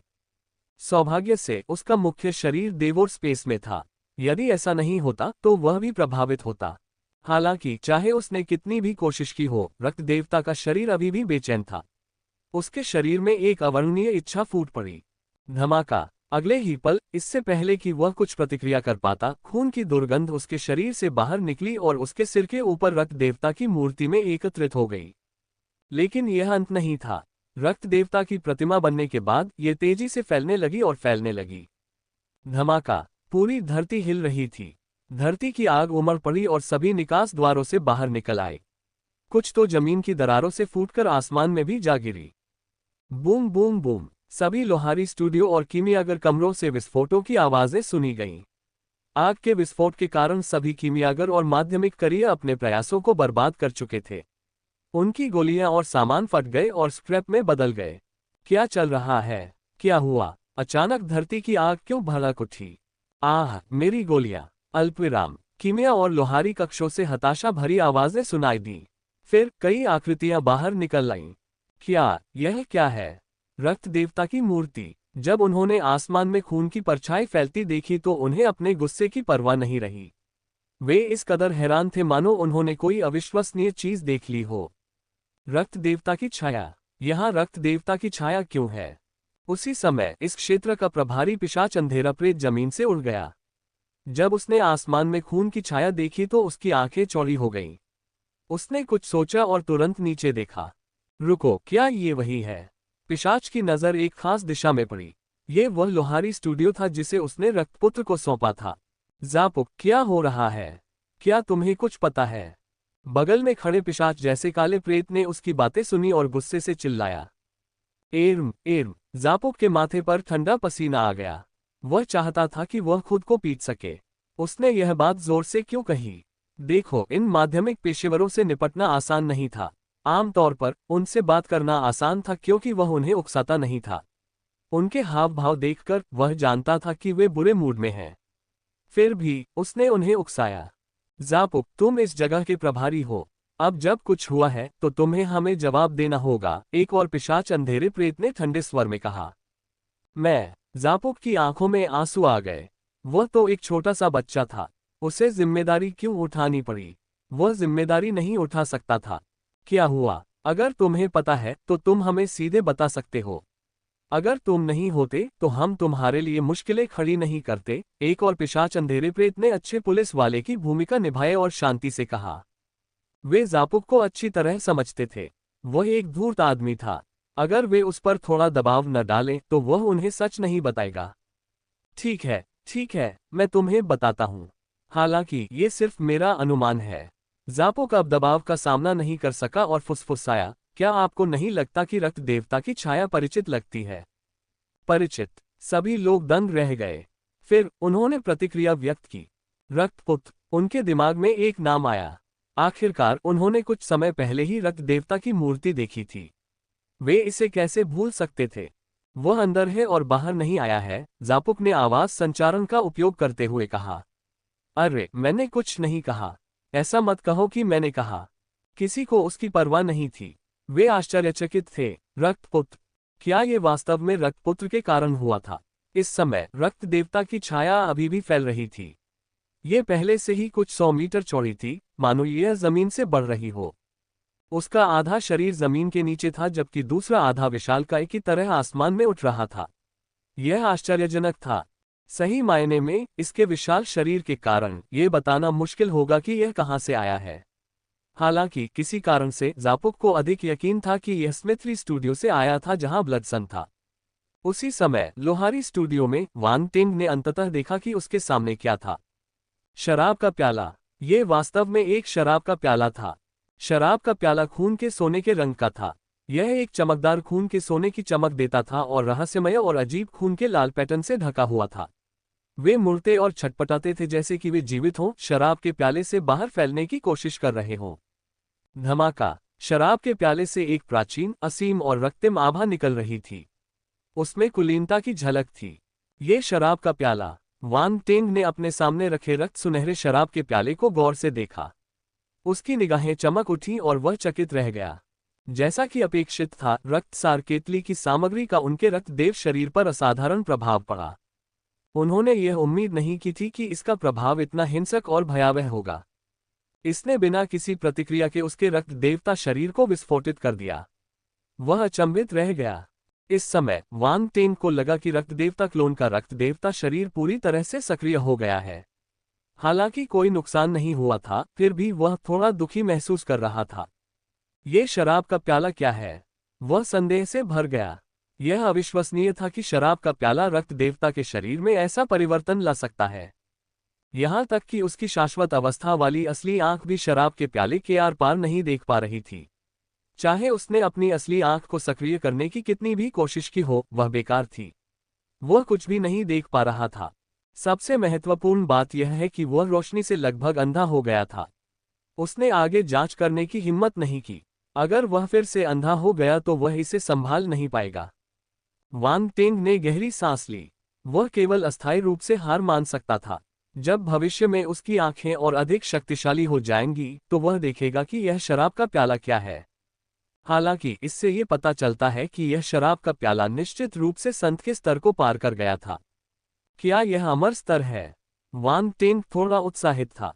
अमर स्तर, यह कोई सामान्य वस्तु नहीं थी। ये वास्तव में दिव्य स्तर का हथियार था। आप कल्पना कर सकते हैं कि यह कितना अद्भुत था।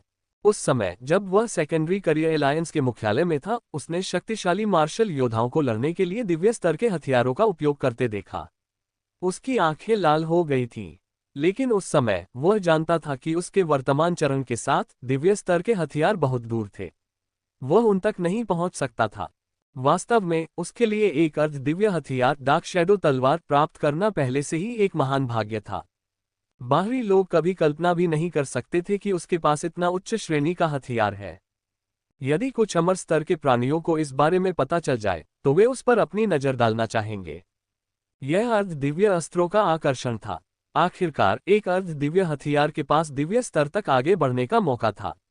जब तक वह प्रासंगिक सामग्री पा सकता है और इसे उन्नत करने के लिए एक दिव्य स्तर का लोहार ढूंढ सकता है, तब तक वह सफलतापूर्वक दिव्य स्तर तक आगे बढ़ सकता है और हथियार को जबरदस्त बदलावों से गुजरने दे सकता है।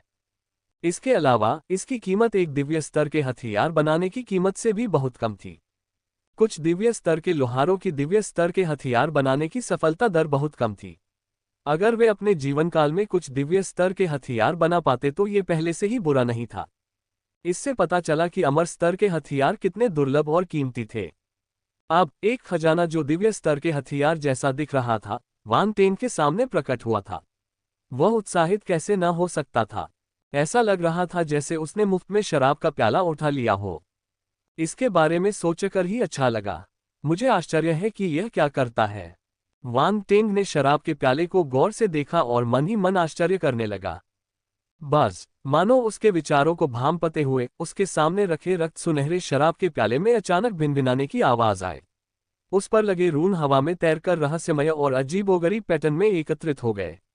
वे रक्त सुनहरे रंग के थे। धीरे धीरे एक बड़े रक्त स्वर्ण शराब के प्याले की रूपरेखा उभरी। ये जटिल पैटर्न से बना था और असाधारण रूप से अजीब लग रहा था। ये है। वान टेंग जब ये दृश्य देखा तो आश्चर्यचकित रह गया।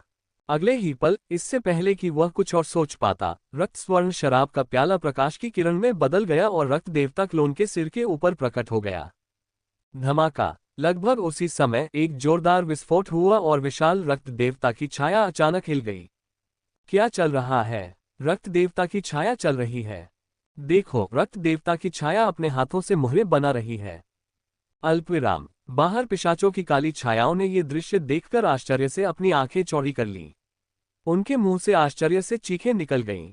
सभी पिशाचों की अचंभित निगाहों के सामने रक्त देवता की छाया ने अपने हाथ फैलाए और उन्हें बीच में से बंद कर लिया। ऐसा लग रहा था जैसे उसने एक अजीब सी मुहर बना ली हो। धमाका। आकाश में एक तेज भिनभिनाने की आवाज गूंजी। एक क्षण में एक अजीब दृश्य उपस्थित हो गया।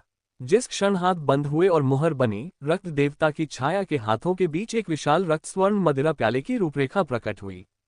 मौन। वहां एकदम सन्नाटा छा गया। सभी पिशाच अंधेरे प्रेत एक अजीब माहौल में डूबे हुए थे। जब उन्होंने विशाल रक्त सुनहरे शराब के प्याले को देखा तो उनकी आंखें लगभग बाहर निकल आईं। वे अचंभित थे। वह है। कुछ पिशाचों की काली छायाएं असंगत थीं। उनके चेहरे अविश्वास से भरे हुए थे। वे जो देख रहे थे उस पर उन्हें यकीन नहीं हो रहा था। रक्त भगवान का पवित्र प्याला। तभी भीड़ में से एक विस्मयकारी ध्वनि सुनाई दी। कुछ पिशाचों की काली छायाओं ने रक्त सुनहरे शराब के प्याले को पहचान लिया। या यूं कहें कि उन्होंने इसे बहुत पहले ही पहचान लिया था। हालांकि किसी ने अब जाकर शराब के प्याले का नाम बताया है।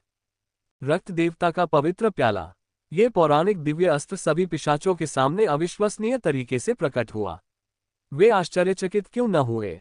इससे भी अधिक अविश्वसनीय बात यह थी कि यह दिव्य अस्त्र बहुत समय पहले ही लुप्त हो चुका था। पिशाचों ने इस दिव्य वस्तु की खोज में बहुत सारी जनशक्ति और संसाधन खर्च कर दिए, लेकिन वे इसे नहीं ढूंढ सके। अंत में कोई सुराग नहीं मिला तो उन्हें धीरे धीरे प्रयास छोड़ना पड़ा। लेकिन अब ये बात खुलकर सबके सामने आ गई है। चाहे वह इसे किसी भी तरह से देखे, उसे यह एक सपना जैसा ही लगा। यह नकली है, सही। कई पिशाच अंधेरे प्रेत जो कुछ देख रहे थे उस पर विश्वास नहीं कर सके। वे झिझकने लगे। ये सिर्फ एक छाया है। इसका कोई मतलब नहीं है।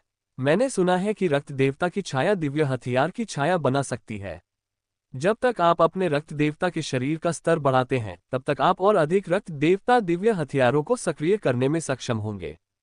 ये सही है। एक अफवाह है कि रक्त देवता की छाया रक्त देवता का प्रक्षेपण है। रक्त देवता को पिशाच जाति के दिव्य हथियार पकड़े हुए होने चाहिए। रक्त देवता का पवित्र ग्रिल उनमें से एक है। क्या इसका मतलब यह है कि रक्तपुत्र ने अपने रक्त देवता शरीर को फिर से जीवित कर लिया है? यही होना चाहिए। अगर नहीं, तो मुझे कोई और कारण नहीं सूझता। आखिरकार ये रक्त देवता का पवित्र ग्रिल है जो अनगिनत सालों से खोया हुआ है। ये यहाँ कैसे दिखाई दे सकता है? ये सही है। अगर रक्त देवता का पवित्र प्याला हमेशा रक्तनगर में होता तो हम उसे पा लेते। आकाश में चर्चाएं गूंजने लगीं। पिशाचों के बीच के लोहारों और कीमियागरों ने तार्किक रूप से स्थिति का विश्लेषण किया। उन्हें लगा कि उन्हें सबसे विश्वसनीय स्पष्टीकरण मिल गया है। वान टेन को नहीं पता था कि बाहर लोग किस बारे में बात कर रहे थे। उसे ये भी नहीं पता था कि यह शराब का प्याला पौराणिक रक्त देवता का पवित्र प्याला था। उसने बेकाबू होकर ऊपर देखा। रक्त सोने का शराब का प्याला उसके सिर के ऊपर तैर रहा था। लेकिन इस समय एक परिवर्तन घटित हुआ। रक्त स्वर्ण मदिरा का प्याला धीरे धीरे नीचे गिरा। खाली मदिरा का प्याला रक्त स्वर्ण द्रव से भरा हुआ था। ये चांदी के द्रव की तरह धीरे धीरे नीचे टपक रहा था। वह क्या है? वान टेन की नजर तेज हो गई। उसे खून की मोटी बदबू महसूस हुई। ऐसा लग रहा था कि इसकी उत्पत्ति रक्त देवता के शरीर से ही हुई है। वह चकमा देना चाहता था, लेकिन उसे लगा कि शक्ति में कुछ भी गड़बड़ नहीं है। उसने रक्त देवता क्लोन को चकमा देने के विचार को रोकने के लिए मजबूर किया। ये सिर्फ एक क्लोन है। अगर कोई समस्या होगी भी तो उसका मुख्य शरीर पर कोई असर नहीं होगा, वान टेंग ने अपने दिल में बुदबुदाया। यदि ऐसा न होता तो वह इस अज्ञात ऊर्जा को अवशोषित नहीं कर पाता। रक्त देवता क्लोन अनडिस्को। रक्त स्वर्ण तरल धीरे धीरे टपक कर रक्तदेव क्लोन के सिर पर गिरा। टकराना। शांत झील में पानी के टपकने की आवाज अचानक सुनाई दी। यह असाधारण रूप से अचानक थी। रक्त स्वर्ण तरल रक्तदेव क्लोन के सिर में रिस गया और गायब हो गया। वान टेन को लगा कि वह रक्त देवता क्लोन के साथ समन्वयित हो गया है। उसके मन में एक कंपन महसूस हुआ, जैसे कि किसी अजीब शक्ति ने उसके शरीर पर आक्रमण कर दिया हो। धमाका। एक पल में शक्ति फूट पड़ी और उसके मन और शरीर में भर गई। ये शुद्ध और अजीब ऊर्जा में बदल गई और उसके अंगों में फैल गई। रक्त देवता क्लोन के चेहरे पर भाव बदल गए।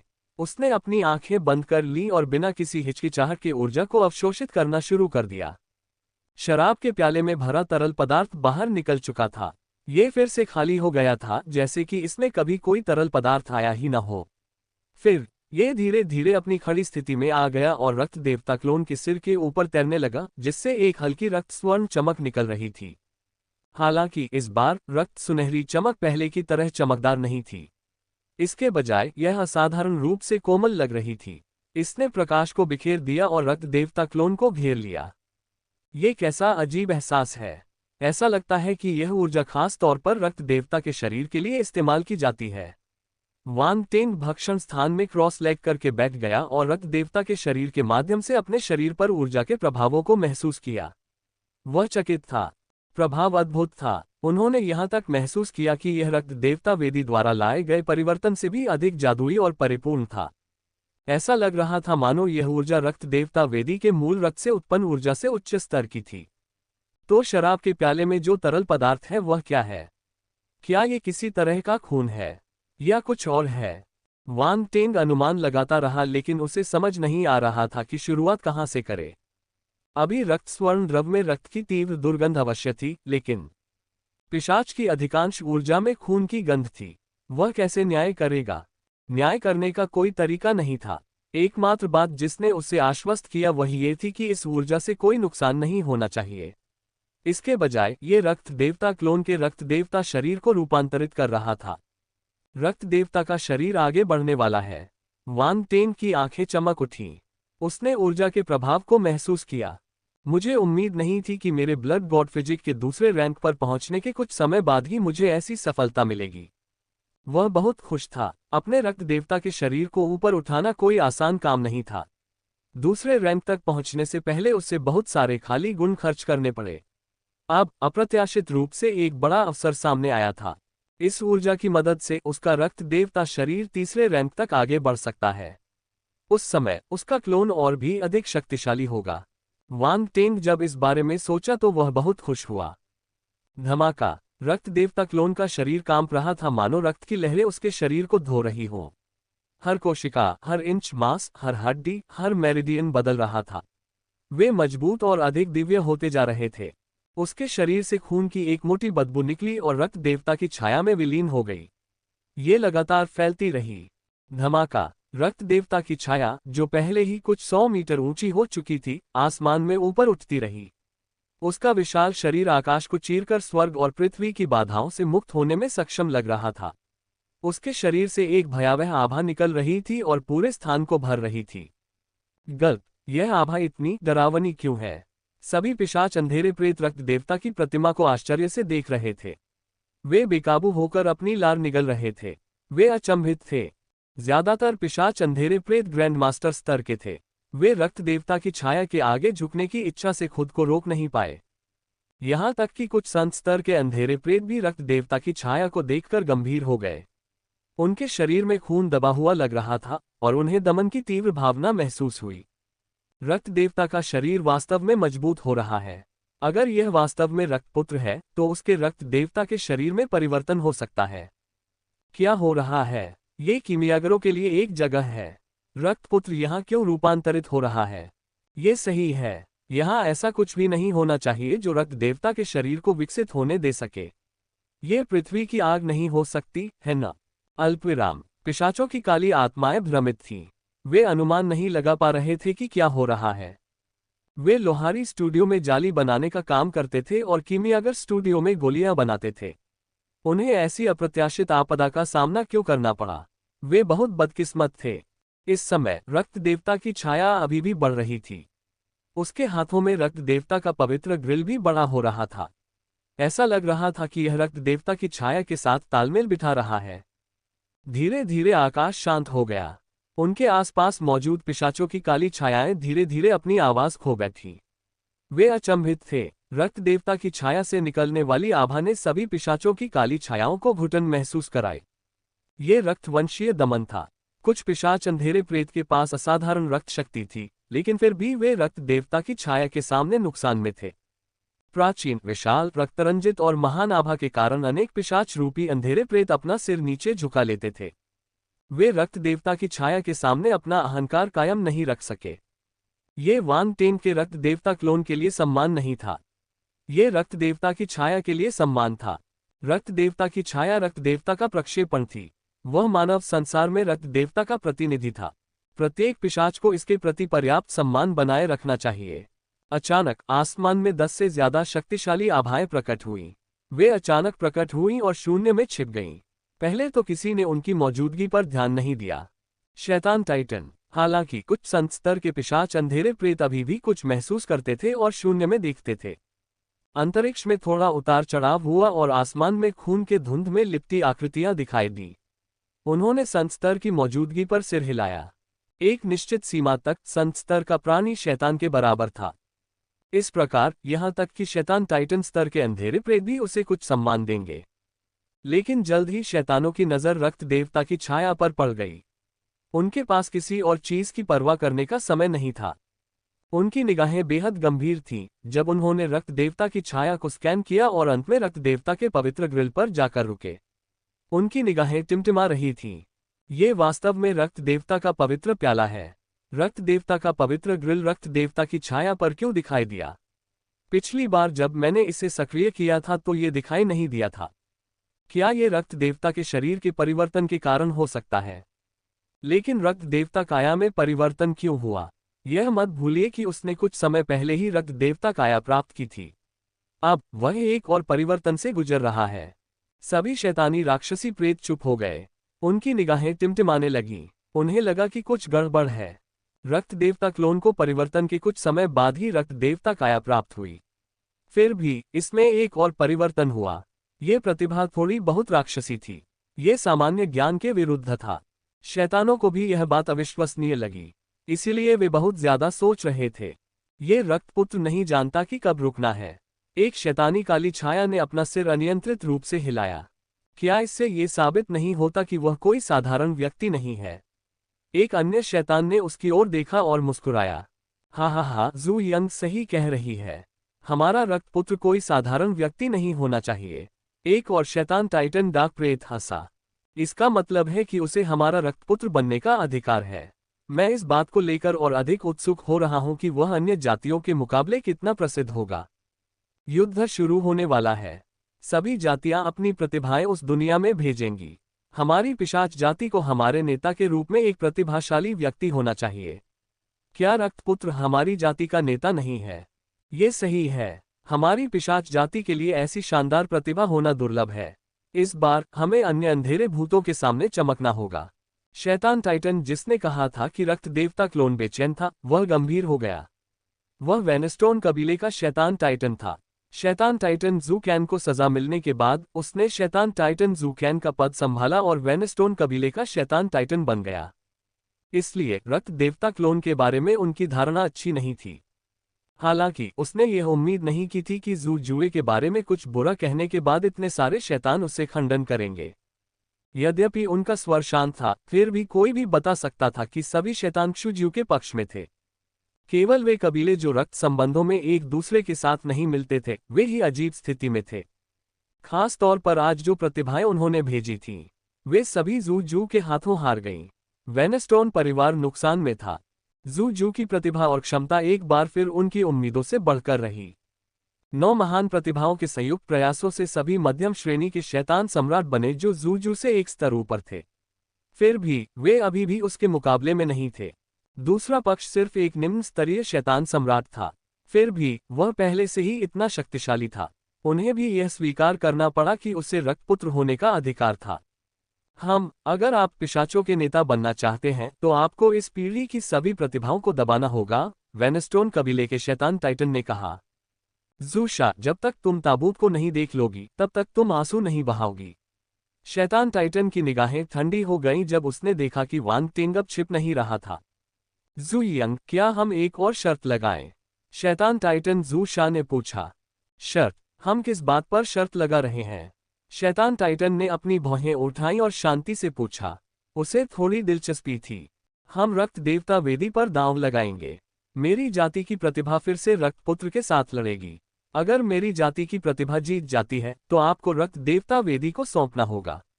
शैतान टाइटन जू शा को अपनी बात पूरी करने से पहले ही रोक दिया गया। तुम्हारी योजना कितनी अच्छी है, शैतान टाइटन जू यंग ने व्यंग्य किया। दुर्भाग्य से मैं इससे सहमत नहीं हूं। पूर्वज ने कहा कि रक्त देवता वेदी रक्तपुत्र की है, इसलिए इसका हमसे कोई लेना देना नहीं है। शैतान टाइटन जू शा ने उससे इतना निर्दयी होने की उम्मीद नहीं की थी। उसकी अभिव्यक्ति बदसूरत हो गई। तुम्हें मेरी तरफ इस तरह देखने की जरूरत नहीं है। तुम चाहो तो ब्लड सन को चुनौती दे सकते हो। मैं देखना चाहता हूं कि तुम उसे हरा सकते हो या नहीं। शैतान टाइटन जू यंग हंसा। फिर से बुरी तरह मत हारना। 13 परिवारों में हर कोई इसके बारे में जान जाएगा। उसके आसपास के शैतान टाइटन्स ने जब ये सुना तो वे हंसने लगे। उन्हें शैतान टाइटन जू शा की बिल्कुल भी परवाह नहीं थी। शैतान टाइटन जू शा गुस्से से कांप उठा। एक शैतान टाइटन के रूप में ये पहली बार था जब वह इस हद तक क्रोधित था। उसकी बेलगाम हंसी उसके लिए बहुत बड़ी अपमानजनक बात थी। हालांकि वह इतने सारे शैतान टाइटन्स के सामने कुछ नहीं कर सकता था। वह वास्तव में उनसे लड़ नहीं सकता था। वह अकेले उस आदमी से नहीं जीत सकता था। धमाका। जैसे ही शैतानी दिग्गज आपस में बातचीत कर रहे थे, रक्त देवता की छाया अपनी चरम सीमा पर पहुंच गई थी। ये कुछ 1000 फीट ऊंची हो गई। ये रक्त लाल पत्थर के मंच पर रक्त देवता की छाया से भी बड़ी थी। ये 3000 फीट ऊंचा है। शैतान टाइटन जू यंग चकित था। जब उसने रक्त देवता की विशाल आकृति देखी तो वह दंग रह गया। अन्य शैतान भी आश्चर्यचकित थे। किसने सोचा होगा कि एक निम्न स्तरीय शैतान सम्राट रक्त देवता की छाया को 3000 फीट तक सक्रिय कर सकता है। यहां तक कि उच्च स्तरीय शैतान सम्राट भी इस स्तर की शक्ति जारी करने में सक्षम नहीं होंगे। फिर भी शैतान सम्राट के शिखर पर किसी ने ऐसा किया। यह था टैलेंट। यह एक अत्यंत शक्तिशाली प्रतिभा थी। शैतान टाइटन जू शा की अभिव्यक्ति बदसूरत हो गई। जू जुए के पास ऐसी प्रतिभा थी। वह अधिक से अधिक खतरा बनता जा रहा था। जू जुए को पिशाच की पैतृक भूमि पर आए हुए केवल 2 दिन ही हुए थे, लेकिन वह पहले ही इस अवस्था में पहुंच चुका था। यदि जू जुए को बढ़ने दिया जाता तो वह ये कल्पना करने की हिम्मत नहीं करता कि वह कितनी दूर तक जाएगा। विकास की यह गति उसे पिछले रक्तपुत्रों की याद दिलाती थी। हालांकि उसकी याददाश्त में उनमें से किसी की भी तुलना इससे नहीं की जा सकती थी। बेशक वह ये भी जानता था कि यह वृद्धि एक संयोग हो सकती है। ये हमेशा ऐसा नहीं था, खासकर जब से रक्त देवता की छाया की वृद्धि अजीब और रहस्यमय थी। दूसरे पक्ष को इस सुधार को प्राप्त करने में सक्षम होने के लिए कुछ अच्छा भाग्य प्राप्त हुआ होगा। इसकी उचित जांच होनी चाहिए। शैतान टाइटन जू शा की नजरें झपक गई, लेकिन उसने जल्दी ही अपना संयम वापस पा लिया। उसने रक्त देवता की छाया को उदासीनता से देखा, जैसे कि वह अंदर रक्त देवता क्लोन की आकृति देख सकता हो। लेकिन हकीकत में वह कुछ भी नहीं देख सका। क्या वह अपनी सीमा तक पहुंच गया है? लोहारी स्टूडियो में रक्त देवता क्लोन ने धीरे धीरे अपनी आंखें खोली और अपने शरीर की स्थिति को महसूस किया। धीरे धीरे उसके होठों के किनारे पर एक मुस्कान उभरी। वास्तव में वह तीसरे दर्जे पर पहुंच गया है। वान टेन की सर्वोच्च काया 5वीं श्रेणी की अंतरिक्ष काया थी, जो ब्रह्मांड स्तर की सीमा काया के बराबर थी। तीसरे दर्जे का रक्त देवता शरीर ब्रह्मांड क्षेत्र की सीमा के बराबर था। इसकी तुलना 5वें दर्जे के रक्त देवता शरीर से नहीं की जा सकती थी। हालांकि ये शरीर शक्तिशाली भी था। ये रक्त देवता की छाया को सक्रिय कर सकता था और पिशाचों के बीच अप्रत्याशित शक्ति रखता था। उन्होंने रक्त देवता वेदी की शक्ति को सक्रिय करने के लिए रक्त देवता की प्रतिमा का उपयोग किया। इसके अलावा रक्त देवता काया ही वह कारण था जिसके कारण रक्त देवता क्लोन शैतान परिवर्तन को सक्रिय करने में सक्षम था। आप कह सकते हैं कि अगर रक्त देवता की प्रतिमा सक्रिय हो जाए तो पिशाच के कुछ कौशल अधिक उपयुक्त होंगे। इससे निकलने वाली शक्ति भी अधिक होगी। अब जबकि रक्त देवता का शरीर तीसरे दर्जे पर पहुंच गया है, रक्त देवता क्लोन की क्षमता निश्चित रूप से बढ़ेगी। यह एक बड़ी बात थी। वास्तव में यदि वान टेन के पास कुछ विशेष अंतरिक्ष कौशल होते तो वह अपनी तीसरी श्रेणी की अंतरिक्ष काया के साथ भी भयानक शक्तियां छोड़ने में सक्षम होता। यह अफसोस की बात है कि सुनहरा रक्त तरल चला गया है। रक्त देवता क्लोन ने शराब के प्याले की ओर देखा और अफसोस में अपना सिर हिलाया। अगले ही पल उसने अपना हाथ आगे बढ़ाया और अपने सिर के ऊपर से शराब का प्याला पकड़ लिया। उसने उसे अपने हाथ में थामा और ध्यान से उसका नाप लिया।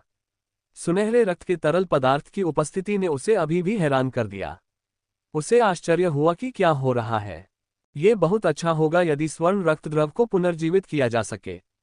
यदि रक्त स्वर्ण द्रव को पुनर्जीवित किया जा सके तो उसका रक्त देव शरीर अनंत रूप से बढ़ जाएगा। 9वीं रैंक एक सपना नहीं होगा। इसके बारे में सोचकर ही अच्छा लगा। दुर्भाग्यवश वह इसके बारे में केवल सोच ही सकता था। वान टेंग ने शराब के प्याले को कई बार आगे पीछे किया। उसमें सुनहरे तरल की एक बूंद भी नहीं थी। गिलास का निचला हिस्सा इतना साफ था मानो उसे कपड़े से पोंछ दिया गया हो। एक भी दाग नहीं बचा था। उसने शराब के प्याले पर पैटर्न सक्रिय करने की कोशिश की। खून सोने जैसी चमक देने के अलावा कोई और असर नहीं हुआ। क्या मुझे इसका उपयोग रक्त देव काया के साथ करना होगा? वान टेंग ने अपने सामने रखे शराब के प्याले को उत्सुकता से देखा।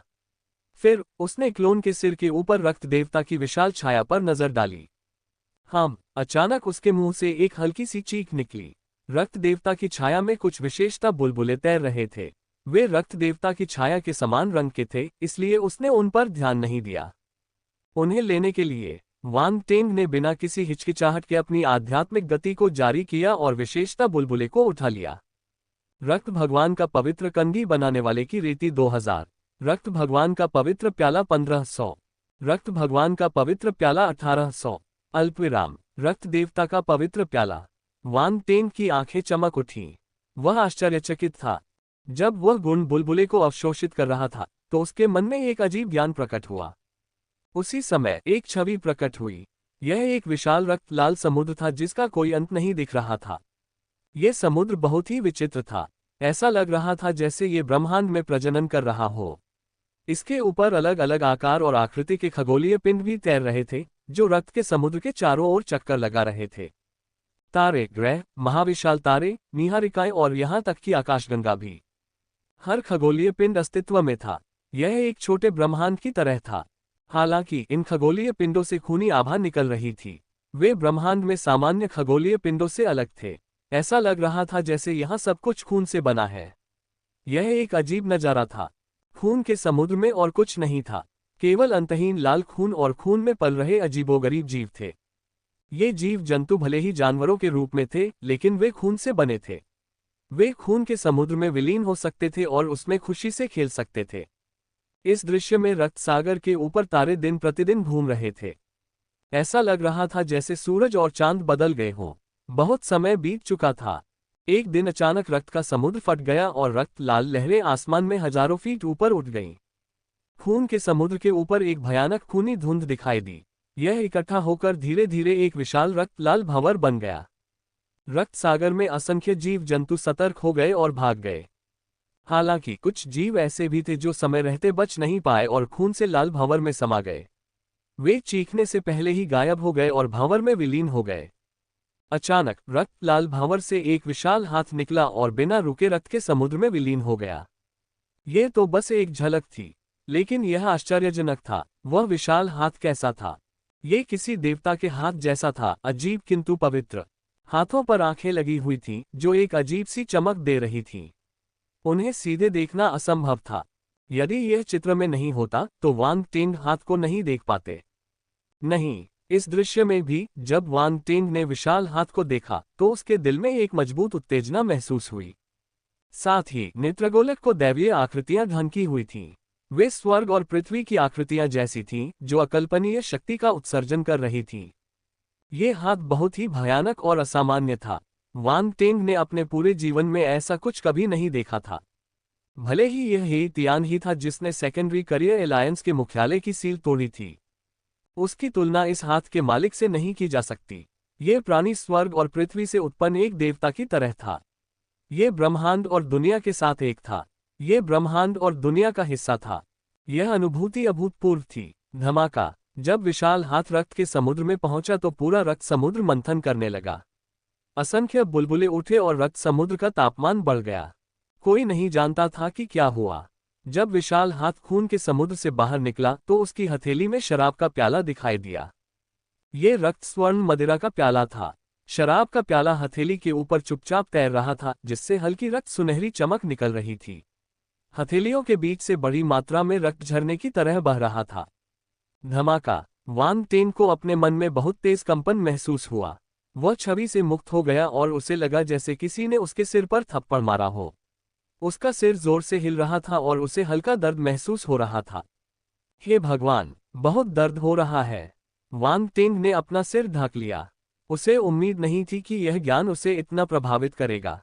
ऐसा पहले कभी नहीं हुआ था। वांग टेंग को शांत होने में बहुत समय लगा। उसने अपनी आध्यात्मिक शक्ति का संचार किया और उसके सिर का दर्द धीरे धीरे कम हो गया। आखिरकार वह सिर्फ एक छवि थी, उस पर इसका प्रभाव सीमित था। अगर वह इसे व्यक्तिगत रूप से देखता तो ऐसा नहीं होता। क्या वह विशाल हाथ रक्त देवता का था? और वह खून का सागर, क्या वह अमर रक्त सागर है? वांग टेंग ने अपनी कनपटियां रगड़ी। अनुमान लगाते समय उसकी नजरें हल्की सी झपक रही थीं। अभी अभी जो दृश्य दिखा उसने उसे बहुत सारे झटके और सवाल दिए। चाहे वह खून का अजीब समुद्र हो या फिर भयानक ताड़ का पेड़, वे सभी आश्चर्यजनक थे। उन्हें अतीत में कई ज्ञान प्राप्त हुए थे और वहां हमेशा रक्त का समुद्र रहता था। हालांकि उन्होंने कभी इतना भव्य और दिव्य रक्त का समुद्र नहीं देखा था। अतीत में रक्त सागर क्षेत्र और रक्त देवता की छाया द्वारा निर्मित रक्त सागर की तुलना इससे नहीं की जा सकती थी।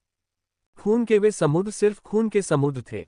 हालांकि खून का वह समुद्र जो उसने अभी महसूस किया था, वह एक विशाल ब्रह्मांड जैसा था।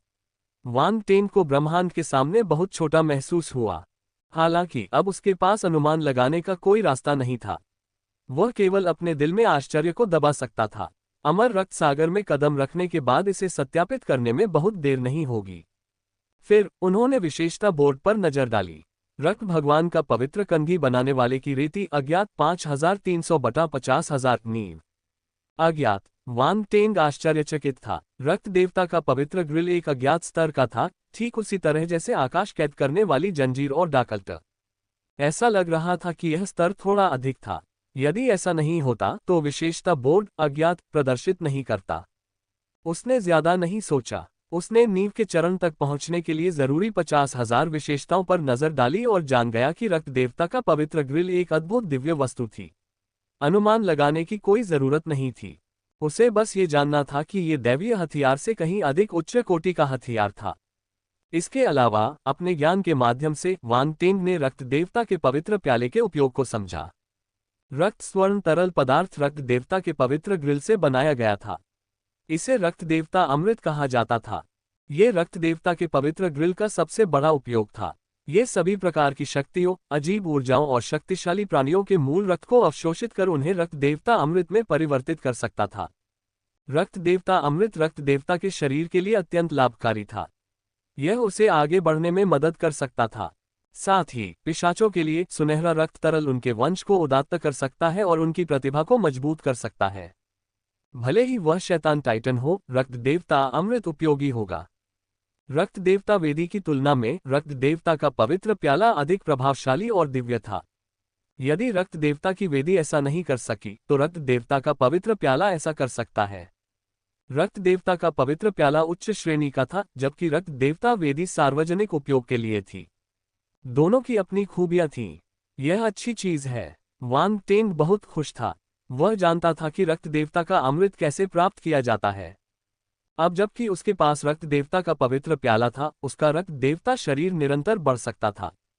पहले तो उसे चिंता हुई कि वहां कोई और रक्त देवता का शरीर नहीं था जिससे वह विशेषताएं एकत्रित कर सके। अब उससे बिल्कुल भी चिंता करने की जरूरत नहीं थी। वान टेंग को जब ये याद आया कि उसने एक ऐसा खजाना प्राप्त किया है जो किसी दिव्य हथियार से भी बढ़कर है, तो वह उत्साहित हो गया।